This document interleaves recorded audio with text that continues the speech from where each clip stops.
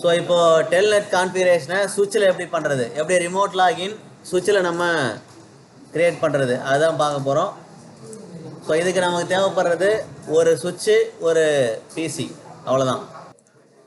So இப்போ நம்ம என்ன பண்ணிக்கலாம், ஒரு சுவிட்ச் ஒன்று எடுத்துக்கலாம். ஸோ நெட்வொர்க் டிவைஸில் போயிடுங்க. சுவிட்சில் பார்த்தீங்கன்னா 2960. ஸோ அதுக்கப்புறம் ஒரு பிசி. ஸோ ரெண்டையும் கனெக்ட் பண்ணுறதுக்கு நாம் யூஸ் பண்ணுறது copper straight through cable. Copper straight through கேபிளை FA0/1ங்கிற போர்ட்டில் கனெக்ட் பண்ணுங்கள். இங்கே FA0 போர்ட்டில் கனெக்ட் பண்ணுங்கள். ஸோ ரெண்டு பிசிக்கும் சுவிட்சுக்கும் நம்ம ஐபி அசைன் பண்ணிக்கலாம். ஸோ ஐபி 192.168.1.10ன்னு பிசிக்கு நான் ஐபி அட்ரஸ் கொடுத்துட்றேன்.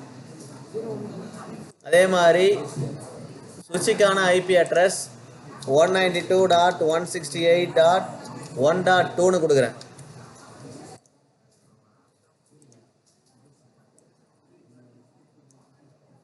ஸோ அடுத்தது இதனுடைய டிஃபால்ட் கேட்வே, இந்த பிசியோட டிஃபால்ட் கேட்வே என்னவா இருக்கும் அப்படின்னு பார்த்தீங்கன்னா 192.168.1.2 தான் டிஃபால்ட் கேட்வேயாக வச்சுக்கிறேன்.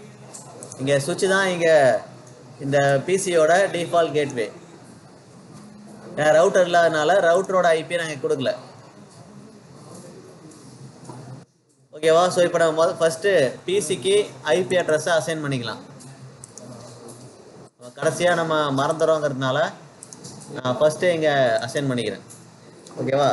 192.168.1.10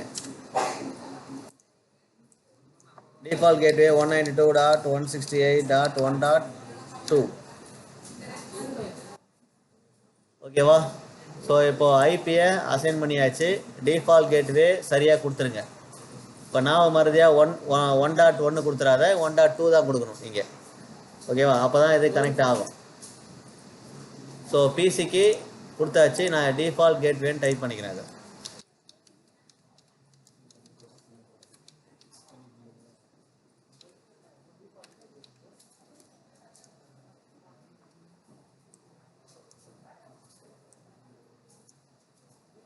ஸோ இப்போது பிசிக்கான கான்ஃபிகரேஷன் கம்ப்ளீட் பண்ணிட்டோம். இப்போது சுவிட்சில் கமாண்டை டைப் பண்ண வேண்டியதான். ஸோ சுவிட்சை ஓப்பன் பண்ணிக்கலாம். சுவிட்ச் ஓப்பன் பண்ணிவிட்டு அதில் CLIக்குள்ளே போயிடுறேன். என்டர்.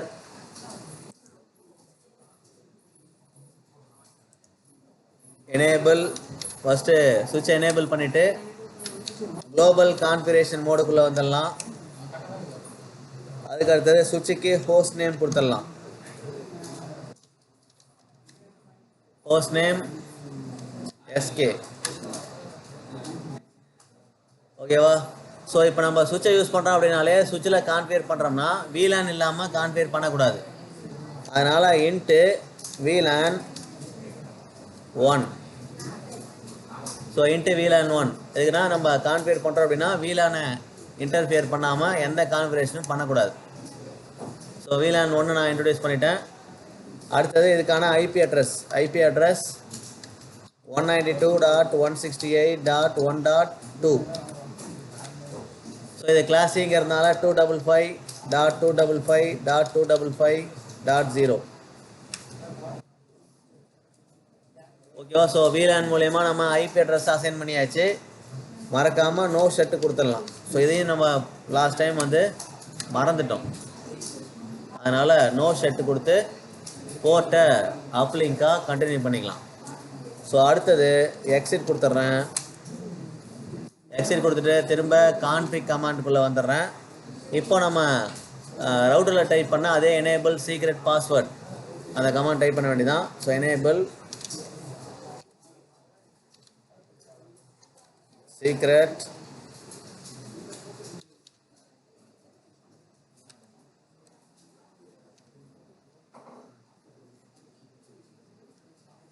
பாஸ்வேர்டை நான் சேஞ்ச் பண்ணிக்கிறேன். சிஸ்கோ. So password must. ரெண்டு இடத்துலையும் ஒரே பாஸ்வேர்டு டைப் பண்ணணும். ஒன்றில் சியாஸ்கோ, இன்னொன்றில் சிஸ்கோ அப்படின்னு டைப் பண்ணோம்னா கடைசியாக லாகின் பண்ணும்போது நமக்கு லாகின் ஆகி உள்ளே போகாது. அதனால் நான் டைப் பண்ணும்போது என்ன சொன்னேன், ரெண்டுக்கும் ஒரே பாஸ்வேர்டை டைப் பண்ணு. கான்ஃபிகருக்குள்ளே போகும்போது ஒரு பாஸ்வேர்டு, லாகின் பண்ணும்போது ஒரு பாஸ்வேர்டு, அப்படி இருக்கக்கூடாதுன்னா ஒரே பாஸ்வேர்டை கொடுத்தேன். cisco@123 அப்படின்னு கொடுத்துருங்க. அதுக்கு அடுத்தது virtual terminal. So line VTY, line virtual terminal 0 to 4. So அடுத்தது மறுபடியும் பாஸ்வேர்ட் cisco@123. ஸோ ரெண்டு பாஸ்வேர்டும் சரியாக இருக்கான்னு இங்கேயும் நம்ம செக் பண்ணிக்கலாம். ஓகேவா? ஒருவேளை மேலே உள்ள பாஸ்வேர்டு தப்பாக இருந்துன்னா இந்த பாஸ்வேர்டையும் அதே பார்த்து அப்படியே திரும்ப போட்டுடலாம். ஓகேவா?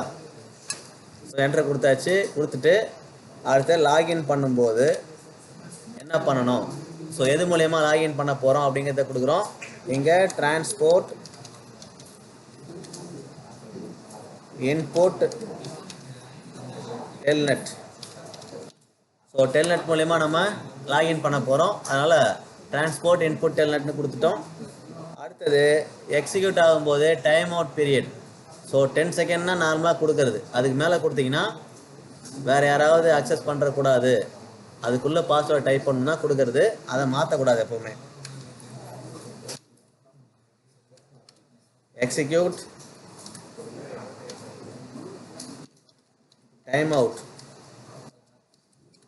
10:0. அடுத்த எக்ஸிட் பண்ணிக்கலாம். கடைசியாக சர்வீஸ்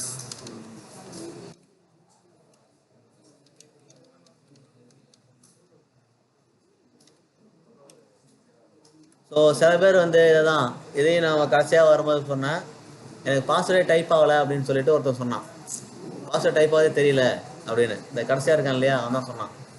அதனால் எதுக்காக அந்த அந்த கமாண்ட் எப்படி வந்ததுன்னா இங்கேருந்து தான், சர்வீஸ் பாஸ்வேர்ட் என்கிரிப்ஷன். ஸோ இந்த கமாண்ட் கொடுக்கறதுனால தான் நீங்கள் டைப் பண்ணுற பாஸ்வேர்ட் விசிபிள் ஆகாது. நீங்கள் அங்கே கமாண்டை டைப் பண்ணி அங்கே உள்ளே போகும்போது பாஸ்வேர்டு கேட்டதுன்னா அந்த பாஸ்வேர்ட் டைப் பண்ணுவீங்க, ஆனால் டிஸ்பிளே ஆகாது. ஸோ அதுக்கான கமாண்ட் தான் இது, சர்வீஸ் பாஸ்வேர்ட் என்கிரிப்ஷன். ஓகேவா? ஸோ கடைசியாக எண்டு கொடுத்துட்டு ரைட் மெமரி, அவ்வளோதான். ஸோ கமாண்டை நம்ம கம்ப்ளீட் பண்ணியாச்சு. எண்டு ரைட் மெமரி கொடுத்தாச்சு.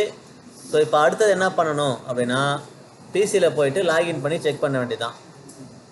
சேம் ப்ரொசீஜர், சேம் கமாண்ட், வேறு எதுவுமே சேஞ்ச் இல்லை. இங்கே ஒரே ஒரு சேஞ்ச் என்னென்னா VLAN இன்ட்ரடியூஸ் பண்ணியிருக்கோம், அவ்வளோதான். மற்றபடி ரவுட்டரில் கொடுத்த அதே கமாண்டு தான். ஓகேவா? ஸோ டைப் பண்ணி முடிச்சாச்சா? ஸோ டைப் பண்ணி முடிச்சிங்க அப்படின்னா இதை க்ளோஸ் பண்ணிவிட்டு பிசிக்கு வந்துடலாம். ஸோ பிசியில் வந்துட்டு கமாண்ட் ப்ராம்ப்டை ஓப்பன் பண்ணுங்கள். இங்கே டெல்நெட் 192.168.1.2. ஸோ நீங்கள் அந்த சுவிட்சோட ஐபி அட்ரஸை கொடுத்து டெல்நெட்டில் ஓப்பன் பண்ணுங்கள். இங்கே பாஸ்வேர்டை கரெக்டாக டைப் பண்ணுங்கள். ஸோ கரெக்டாக டைப் பண்ணினா இதுமாதிரி லாகின் ஆகிடும். மறுபடியும் பாஸ்வேர்டு கேட்கும், அதுக்கும் அதே பாஸ்வேர்டை டைப் பண்ணுங்கள்.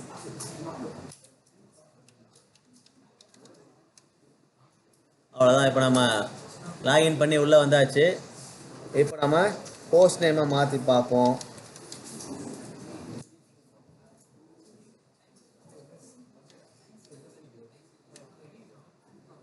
ஸோ நம்ம சுவிட்சுக்குள்ளே வந்துட்டோம். இதுக்கப்புறம் நம்ம என்ன வேணாலும் பண்ணலாம். சுவிட்சில் டைப் பண்ண வேண்டிய கமாண்ட் எல்லாத்தையும் இங்கேருந்தே கண்ட்ரோல் பண்ணிக்கலாம். ஸோ அடுத்து என்ன பண்ணலாம், இந்த போஸ்ட் நேம் வரைக்கும் கொடுத்து பார்த்துட்டிங்கன்னா ஷோ கமாண்ட்ஸ் கொடுத்து செக் பண்ணலாம். ஷோ கமாண்ட் ஒர்க் பண்ணுதா? அதுக்கு எக்ஸிட் கொடுங்க. எக்ஸிட் கொடுத்துட்டு சுவிட்சோட லோக்கல் கான்ஃபிகரேஷன் மோடுக்குள்ளே வாங்க. அதுக்கப்புறம் தான் ஷோ கமாண்ட் கொடுக்கணும். Show IP interface brief. So IP interface brief அப்படின்னா இந்த சுவிட்சில் இருக்கிற எல்லா போர்ட்லேயும் என்ன ஐபி டைப் ஆகிருக்கு, ஐபி என்னென்ன போர்ட்லாம் அசைன் ஆகிருக்கு அப்படிங்கிறத செக் பண்ணுறது தான் இந்த கமாண்ட். ஸோ இங்கே ஒரு போர்ட்டில் கூட ஐபி அசைன் பண்ணலை. ஓகேவா, ஒரு போர்ட்டு மட்டும்தான் அப்பில் இருக்குது. பாஸ் எத்தனைட் 0/1க்கு மட்டும்தான் நம்ம அப் பண்ணியிருக்கோம். ஓகேவா, ஸோ அது மட்டும் உங்களுக்கு காட்டும். ஷோ ஐபி இன்டர்ஃபேஸ் அப்படின்னு கொடுத்தீங்கன்னா மற்ற எல்லா போர்ட்டும் அன்அசைன்டு, அதே மாதிரி டவுனில் தான் இருக்கும் ஸ்டேட்டஸ். ஸோ அடுத்த கமாண்ட் ஷோ யூசர்ஸ். நம்ம ரவுட்டரில் கொடுத்த அதே கமாண்ட் ஷோ யூசர்ஸ் கொடுத்து பாருங்கள். ஷோ லைன் கொடுங்க. ஷோ ரன்னிங் கான்ஃபிகரேஷன் இங்கே ஒர்க் பண்ணுதான்னு பாருங்கள். ரவுட்டரில் ஒர்க் பண்ணல, இங்கே ஒர்க் பண்ணதான்னு செக் பண்ணும். Running configuration. ஸோ இதை நான் கொடுத்தேன். என்ன பண்ணிக்கலாம், ஷோ யூசர்ஸ்.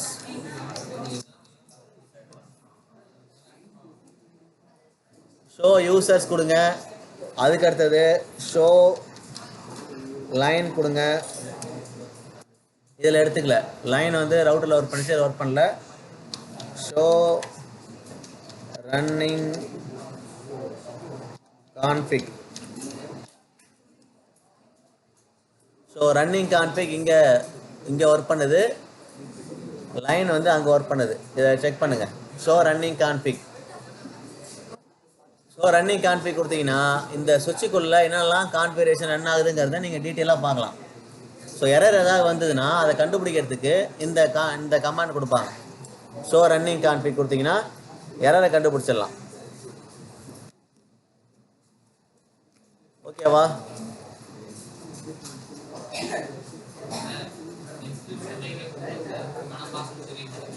சீக்ரெட்னு ஏற்கனவே ஒன்று கொடுத்துருக்கோம், பாஸ்வேர்ட் சீக்ரெட் அப்படின்ட்டு.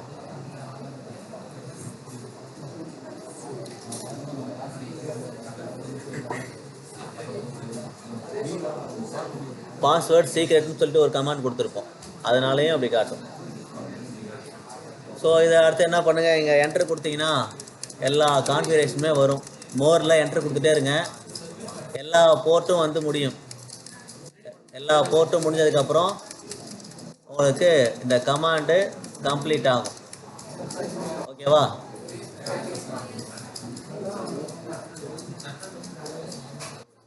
ஸோ நம்ம கொடுத்த கமாண்ட்லாம் இங்கே வரும் பார். Line virtual terminal, transport input telnet, line virtual terminal 0 to 4 கொடுத்துருந்தோம். இன்டர்ஃபேஸ் VLAN, ஐபி அட்ரஸ், என்னெல்லாம் கான்ஃபிகரேஷன் நம்ம பண்ணியிருந்தோமோ எல்லாமே இந்த ஷோ ரன்னிங் கான்ஃபிக் கமாண்டில் பார்க்கலாம். நம்ம தப்பான கமாண்ட் ஏதாவது கொடுத்துருந்தோம்னா இங்கே செக் பண்ணிக்க முடியும். ஓகேவா, ஸோ அவ்வளோதான். டெல்நெட்டை நம்ம சுவிட்ச்லேயும் ரவுட்டர்லேயும் கான்ஃபிகர் பண்ணி பார்த்தாச்சு. ஸோ நம்ம நெட்வொர்க் செக்யூராக இருக்கணும்னா இந்த மாதிரி நம்ம டெல்நெட் மூலயமா பண்ணும்போது செக்யூராக இருக்க முடியும். அந்த பாஸ்வேர்டும் யாருக்காவது தெரிஞ்சதுன்னா நம்ம நெட்வொர்க்கை யாராலையும் காப்பாற்ற முடியாது, என்னாலும் பண்ண முடியும். ஓகேவா, ஸோ இதோட நீங்கள் செக் பண்ணிவிட்டு க்ளோஸ் பண்ணிக்கலாம்.